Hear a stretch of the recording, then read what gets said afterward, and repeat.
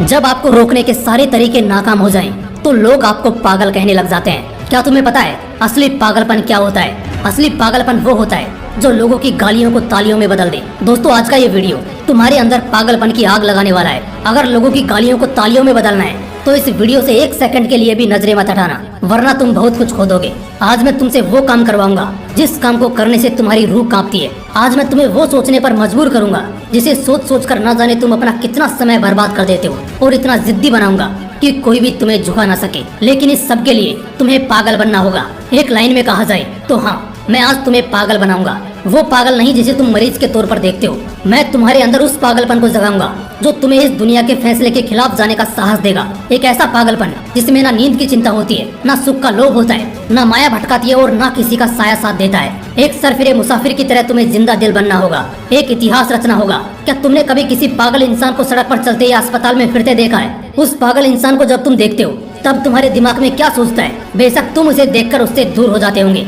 उसे छेड़ने की हिम्मत तो कोई नहीं करता, क्योंकि सबको मालूम है वो पागल है। उसे चाहे पागल बोलो, गधा बोलो, बेवकूफ बोलो या निकम्मा बोलो, उसे कुछ फर्क नहीं पड़ने वाला। ठीक इसी तरह जब तुम अपने कैरेक्टर में इतना पागलपन भर लेते हो तब तुम्हारी कामयाबी के रास्ते धीरे धीरे खुलने लगते हैं। तुम्हें दुनिया की बातों से, गालियों से या तानों से फर्क पड़ना बंद हो जाता है। तुम्हारा कोई इस्तेमाल नहीं कर पाता, तुम्हें कोई धोखा नहीं दे पाता। तुम्हें बस अब तुम्हारी मंजिल, तुम्हारा रास्ता नजर आता दिखाई देता है। जिस तरह एक पागल इंसान में दर्द को महसूस करने की बहुत कम क्षमता होती है, बिल्कुल ना के बराबर, ठीक उसी किस्म का पागलपन जब तुम्हारे अंदर होता है ना, तब तुम किसी भी चीज से नहीं डरते। ना तुम्हें रिया के लेटेस्ट रील से फर्क पड़ता है, और ना तुम्हें रात भर जागकर अपने काम को करने के तकलीफ से कोई फर्क पड़ता है। ना तुम्हें दिन से फर्क पड़ता है और ना ही देर रात से। अगर फर्क पड़ता है तो सिर्फ अपनी धुन से, जिसमें तुम खोए रहते हो। अपने सपनों को पाने के लिए समझदारी के साथ साथ पागल भी बनना पड़ता है। जो देखी है मंजिल, उसे पाने के लिए पागलपन दिखाना पड़ता है। मैं पूछता हूँ, क्या ये पागलपन सिर्फ आशिकी में दिखाना जायज है? क्या ये पागलपन नाजायज हरकतों को दर्शाने के ही लायक है? क्या पागलपन बस अपनों से लड़ने और घटिया जिद्दों को पूरा करने के लिए ही बोला गया है? नहीं दोस्तों, बिल्कुल भी नहीं। जिंदगी में एक बात हमेशा याद रखना, इंटेलिजेंट लोग जिनकी कहानियों से इंस्पायर होते हैं, असल में वो पागल लोग ही हैं जो उस कहानी के हीरो होते हैं। तभी तो 10वीं क्लास में फेल हुए सचिन तेंदुलकर की बायोग्राफी महाराष्ट्र के हिस्टोरिकल बुक का पहला चैप्टर है। शायद तेंदुलकर साहब में वो पागलपन ही था जिसने उन्हें अपने देश के लिए 24 साल तक खेलने के लिए स्ट्रॉन्ग बनाया। श्री कलाम साहब में भी वो पागलपन ही था जिसने उन्हें एयरफोर्स से रिजेक्ट होने के बाद भी हताश, निराश और हार मानने नहीं दिया और एक महान साइंटिस्ट की पदवी पर पहुंचा दिया। वैसे इन पागलपन के किस्सों में एक किस्सा तो सुनना बनता है जो आपकी आंखें खोल देगा। एक लड़का जिसे फुटबॉल का बड़ा शौक था, उसे एक दिन बहुत बड़ा फुटबॉलर बनना था, लेकिन वो दिल की बीमारी और पैर की कमजोरी से परेशान था। और जैसा कई सक्सेसफुल लोगों के साथ हुआ था, वैसे ही इसे भी डॉक्टर ने साफ कह दिया था कि ये लड़का कभी भी फील्ड पर नहीं उतर पाएगा, और अगर ऐसा हुआ तो ये मर जाएगा।